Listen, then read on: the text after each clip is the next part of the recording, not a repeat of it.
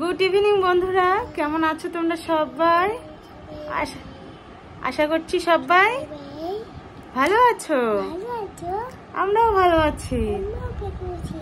তো আজকে আমি তোমাদের একটা ছড়া বলবো, রেঞ্জ বলবো। কি বলো, কোনটা শোনাবে তুমি? জোরে বলো।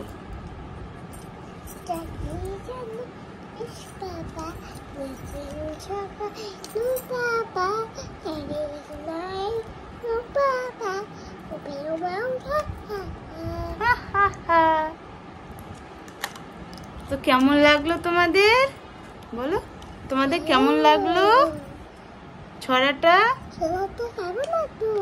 অবশ্যই কমেন্ট করে জানাবে।